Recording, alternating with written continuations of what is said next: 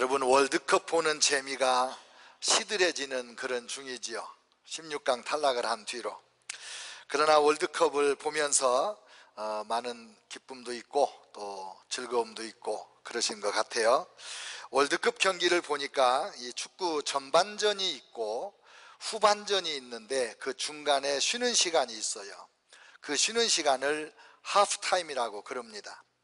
이 하프타임을 잘 쓰면 전반전 전략을 점검하고 또 후반 전략을 새로 세워서 후반전에 승리하는 게임을 할 수 있게 됩니다.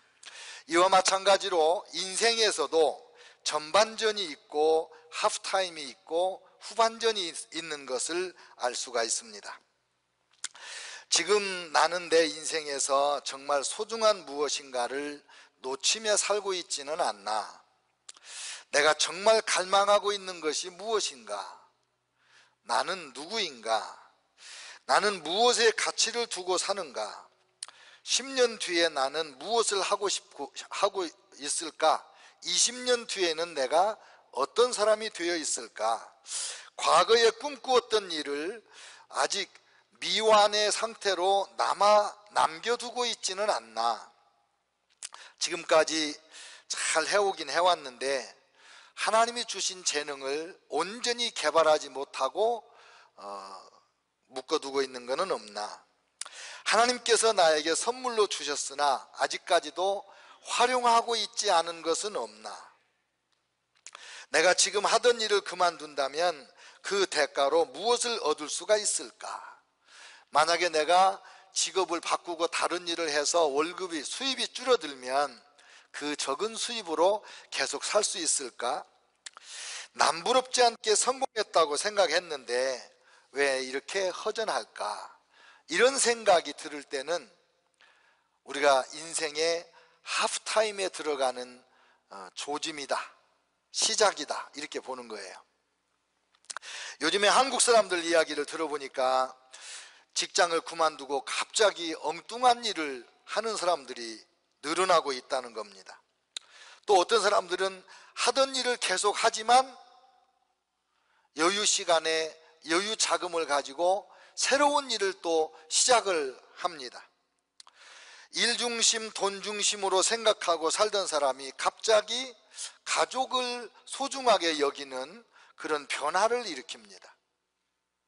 이기적이던 사람이, 나 중심이던 사람이 가족과 친구와 이웃들을 배려하는 갑자기 그런 배려심이 나타납니다. 이런 것들을 인생의 하프타임이라고 밥 보포드라는 성공한 사업가가 그렇게 이름을 짓고 지도자들에게 이 개념을 가르쳐서 성공적인 삶을 살도록 인도하는 그런 일을 합니다. 대부분의 인생이 전반전에는 돈 벌고 성공하고 그러는 성취지향적인 목적으로 삽니다. 그런데 이런 회의랄까, 이런 하프타임을 지나면 내가 이렇게 살아서는 안 되겠다, 의미 있는 삶을 살아야 되겠다라고 변화가 된다는 거죠. 성취지향에서 의미지향의 삶으로 바꿔져 가는 것입니다. 제가 보니 성경에 있는 인물들 뿐만 아니라 많은 사람들이 삶을 살면서 하프타임을 한 번 또는 두 번, 세 번까지도 거치는 사람들이 있습니다. 그래서 오늘은 앞으로 우리도 하프타임을 맞이할 것이고 또 이미 하프타임 중에 있는 사람도 있을 테니까 성경에 나오는 지도자 세 사람의 하프타임을 점검해 보고 우리가 어떻게 이 하프타임을 잘 활용할 수 있을까, 후반전에 승리할 수 있을까, 이런 지혜를 얻고자 합니다. 먼저 모세는 120년을 살았는데 전반전 40년, 하프타임 40년, 후반전 40년으로 두부 자르듯이 삶의 단계가 딱 나누어집니다. 이 전반 40년 동안은 이집트에서 노예의 아들로 태어나서 이집트의 왕자로 자라는 그런 기간입니다. 처음에 태어날 때 이 불행한 시기에 태어났어요. 이스라엘 백성들이 아들을 낳으면 전부 나일강에 던져서 죽여라, 이런 바로 왕의 명령이 떨어져 있는 상태였습니다. 그래서 형 아론이 있고 누나 미리암이 있는데 셋째로 태어난 모세는 나일강에 던져대야 되는 운명으로 태어났습니다. 누가 자식을 던져 넣겠습니까? 그래서 이 모세의 부모도 석 달 동안을 숨겨서 키우다가 워낙 울음소리가 우렁차니 아들이 숨겨져서 자란다는 것이 발각되면 온 가족이 죽을 것 같아서 할 수 없이 갈대 상자를 만들어 역청을 칠하고 담요를 깔고 거기에다가 이 석 달 된 아들을 담아서 나일강에 떠내려 보냅니다. 미리암이라는 그 누나가 동생이 떠내려가는 것을 따라서 내려가다가 이집트의 공주가 목욕하러 나왔다가 이 모세를 건져서 사랑하고 자기 자식으로 삼아 키우려고 하는 것을 눈치를 채고 얼른 다가가서 공주마마, 제가 유모를 한 사람 소개할까요? 그래, 얼른 우리에게 젖 먹일 수 있는 엄마를 데려와라. 그랬더니 이 미리암이 모세의 친엄마를 데려다가 주어서 엄마 품에서 젖될 때까지 자랍니다.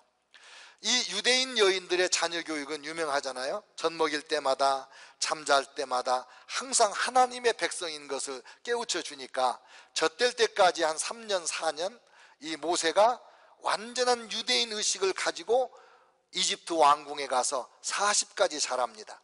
거기서 이집트의 모든 학문과 제도를 배워서 말과 일에 능한 자가 되었습니다.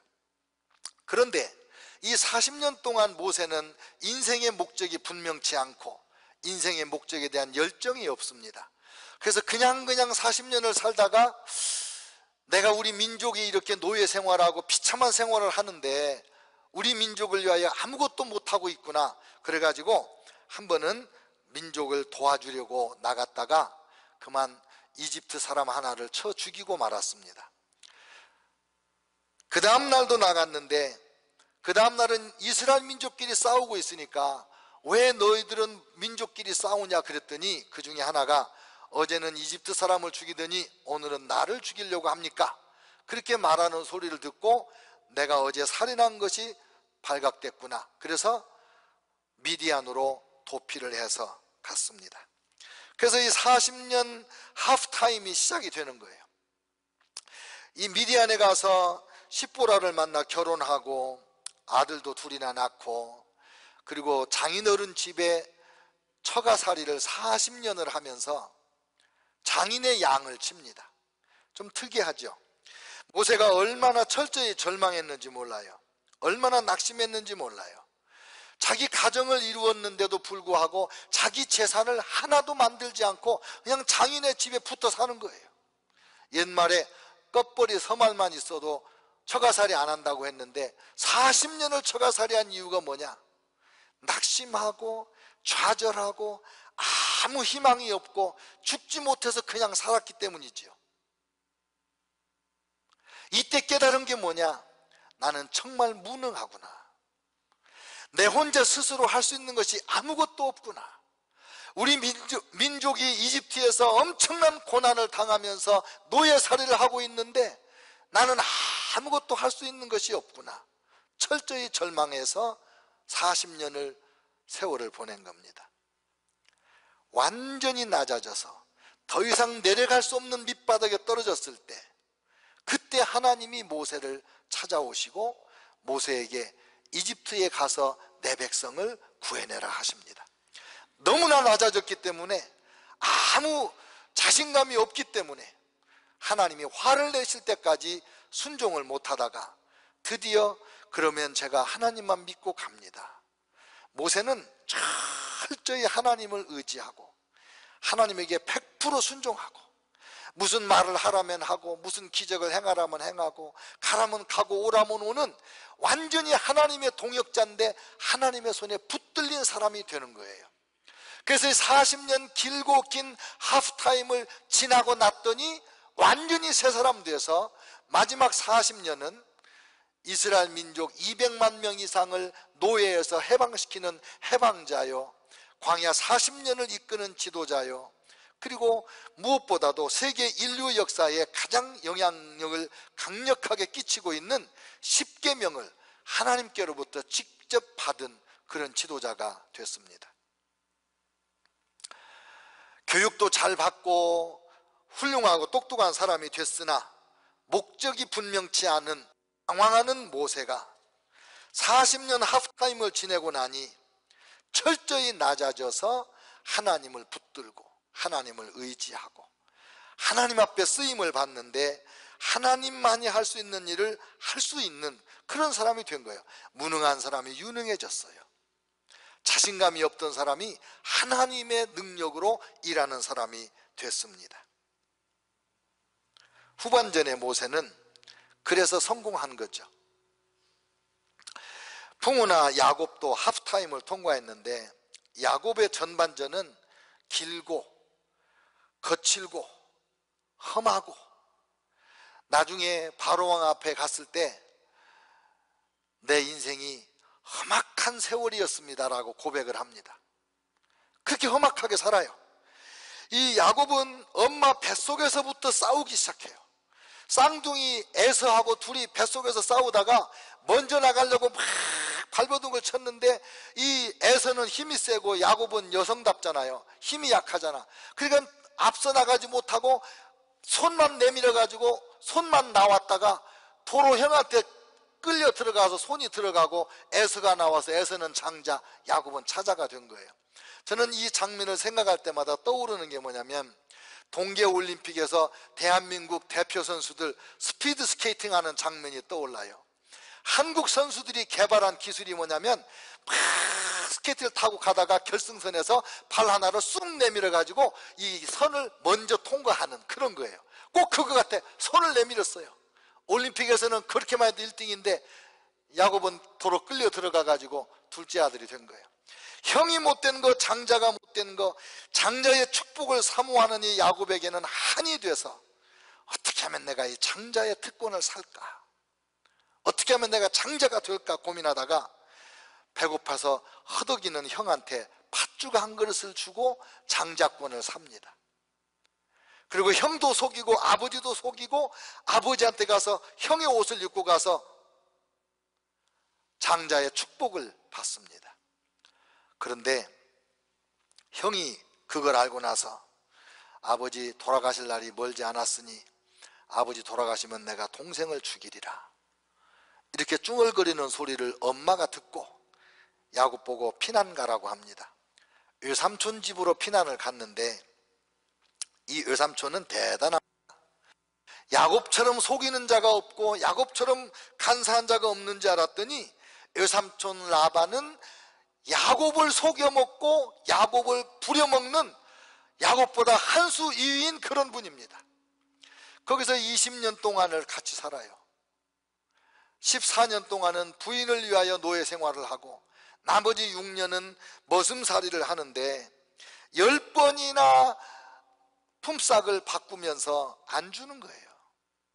그러니까 또 야곱은 꾀를 내가지고 신풍나무를 껍질을 벗겨서 세워놓고 그래가지고 튼튼한 새끼 알록달록한 거 검은 거 나면 작기 거 만들고 이래가지고 거부가 됐어요. 거부가 됐는데 불안해. 외삼촌과 이 사촌들이 금방 뺏어갈 것 같아. 그러니까 야반도주해서 4명의 부인과 11명 아들들 그 다음에 딸 하나 모든 짐승과 종들을 데리고 밤에 도망가는 거예요. 여기서부터 이제 야곱의 하프타임이 시작됩니다. 험악한 세월을 살았기 때문에 인생의 위기가 다가올 때에도 한 번에 무너질 수 있는 무서운 위기가 왔어요. 외삼촌 라반이 도망간 것을 알고 군대를 이끌고 쫓아와서 야곱하고 대판 싸우고 내가 너를 그냥 놔두지 않으려고 했는데 어젯밤에 하나님이 나타나서 너한테 아무 말도 하지 말라고 그래서 내가 그냥 간다. 그러고 그냥 가는 거예요. 이 외삼촌이.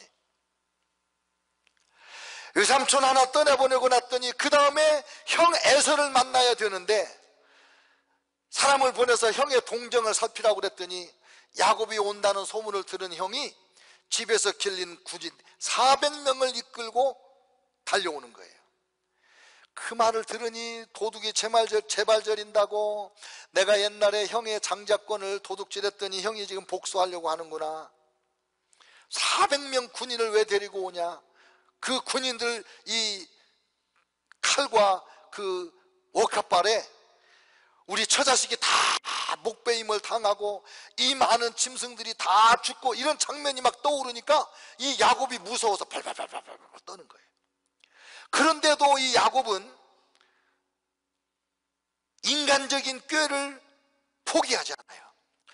그래서 550마리나 되는 짐승을 4대로 나눠 가지고 1차 선물, 2차 선물, 3차 선물, 4차 선물로 그 형님을 맞이하러 먼저 보내고, 가족이 부인이 4명이니까 그 부인들 한 사람 한 사람 해가지고 제일 사랑하고 아끼는 부인을 맨 마지막에 해가지고 다 4팀으로 먼저 보내고, 다 강 건너 보내고, 자기는 강 안 건너고 이쪽에서. 가만히 생각하니 이게 참 보통 심각한 문제가 아니거든. 만약에 이 작전이 먹히면 좋거니와 아니면 우리가 다 죽는 거야.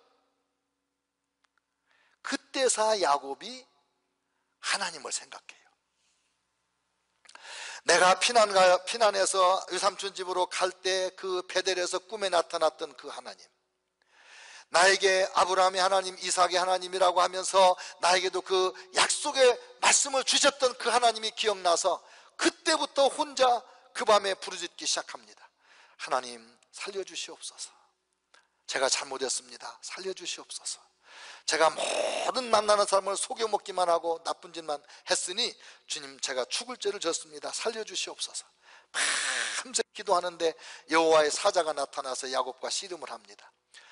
해가 번이 떠오는데 천사가 말하기를 나 간다, 나 놔줘라. 그러니까 절대로 못 놔드립니다. 저를 축복하시고 가세요. 근데 천사가 치니까 이 엉덩뼈가 어그러져 가지고 쩔뚝발이가 되는데, 그때서 물어보는 거야. 네 이름 뭐냐? 야곱입니다. 에이? 야곱? 야곱이란 말은 문자적으로 발 뒤꿈치를 잡았다. 에서가 나갈 때 형 나가고 좀 이따 나가고 이게 아니라 붙잡고 같이 나왔다는 거야. 처절한 야곱의 인생이에요, 그때부터. 근데 그 말은 사기꾼, 도둑놈, 속이는 사람, 이런 뜻이에요, 야곱이란 말이. 그렇게 부르지 마라. 네 이름 이제는 이스라엘이다. 하나님과 겨루어 이긴 자다. 그래서 하나님이 내가 너에게 졌다, 그리고 축복을 해주고 천사는 가고, 쩔뚝거리면서 야곱이 야복강을 건너서 이제 후반전 인생을 시작하는 거예요.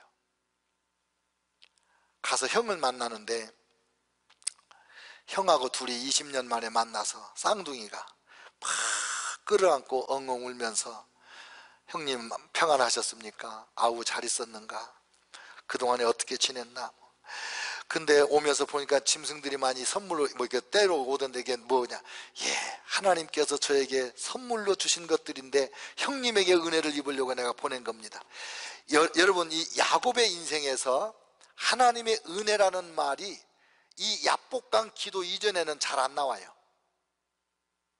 근데 야복강 기도 끝난 다음부터는 그 입에 은혜가 붙었어. 그전에는 하나님의 축복을 받아야 된다. 근데 그냥 은혜로 받는 게 아니라 내가 그 축복을 받으려면 거짓말이라도 속여서라도 그 장자권을 사야 되고, 아버지 기도를 받아야 되고, 내가 외삼촌을 속여서 내가 재산을 쟁취해야 되고, 내가 내 힘으로 내가 이걸 야곱이 주장했던 거예요. 그렇게 믿었던 거예요. 그건 하나님의 은혜가 아니에요. 그런데 야복강에서 하나님하고 씨름을 하면서 깨달았는데, 그렇구나, 그게 내가 한 게 아니구나, 다 하나님의 은혜구나. 그래서 형님을 만나는 것도 은혜요, 짐승을 주신 것도 은혜요. 이 사람들이 다 누구냐? 예, 하나님께서 저에게 은혜로 주신 처자식들입니다. 모든 게 은혜예요. 그때부터.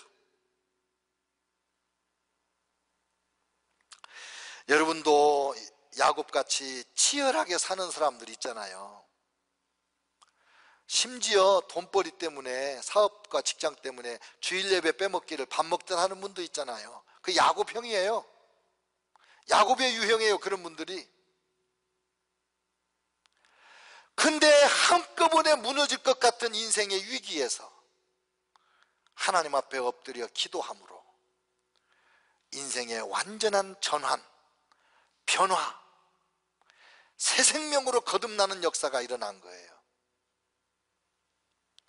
이게 야곱의 하프타임이고, 그때 이후로 야곱은 속이고 살던 야곱이 이제 속고 사는 거예요. 속고 살아요. 속일 때는 불안했는데 속고 사니까 뱃속 편찮아요. 형님의 얼굴을 배운 즉 하나님을 배우는 것 같습니다. 이게 아부하는 것 같잖아요. 근데 그게 아니에요. 야복강가에서 하나님을 만나 씨름을 하고 은혜를 받고 나서 보니까 내가 형님을 제껴야 복을 받겠다고 생각하는 내 인생의 장애물로 여겼던 그 형님이 그런 장애물이 아니고, 형이 나에게 은혜구나, 형 얼굴에서 하나님이 보이는구나, 이게 은혜 받은 하프타임을 잘 지낸 사람의 변화된 모습인 거예요. 여러분, 후반전에 야곱이 참 행복하게 삽니다. 아들들에게 속임을 당하고 이러면서도 죽지 않고 끝내 요셉을 만나는 행복을 누립니다.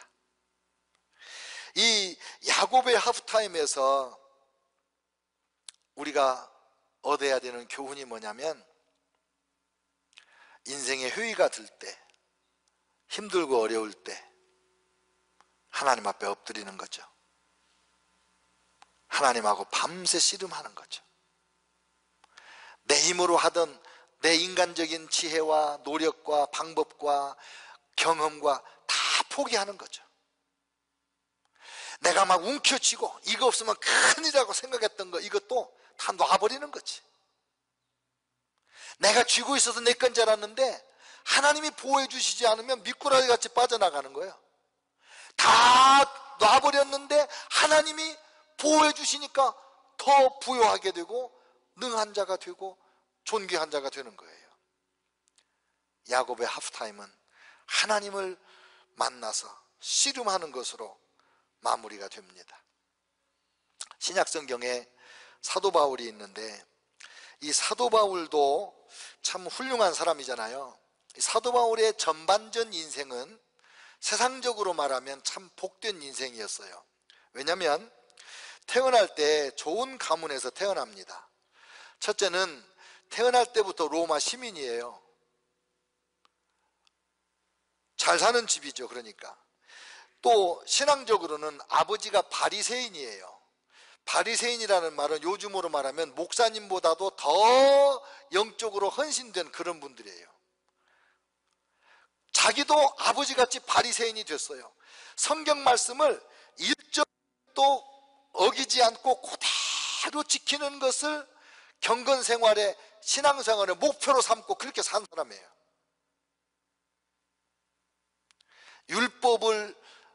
율법에 관하여 말하면 나는 어긴 적이 없다, 이렇게 말해요. 그러니 얼마나 복된 사람이에요.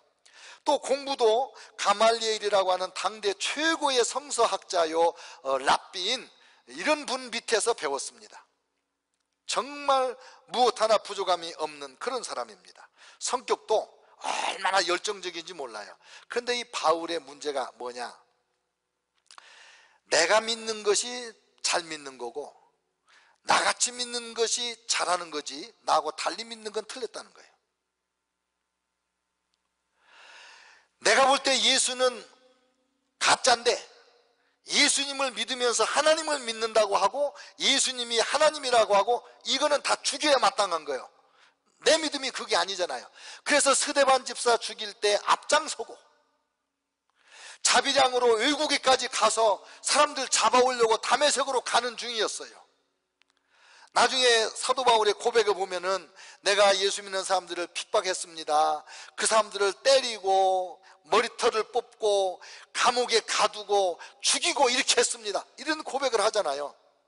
근데 그게 하나님을 사랑하기 때문에 한 거예요. 그때 당시에 사울의 신앙으로는.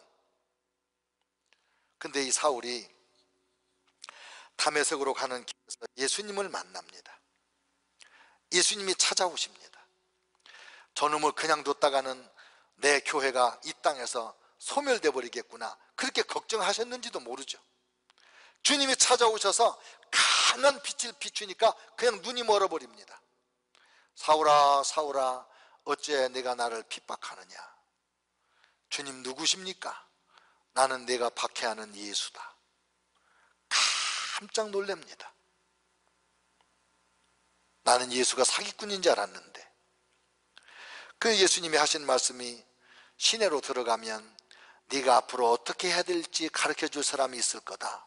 그래서 소경이 되어서 손에 붙들려 가지고 다메섹에 들어갔는데 아나니아라고 하는 예수님의 제자가 주님의 음성을 듣습니다.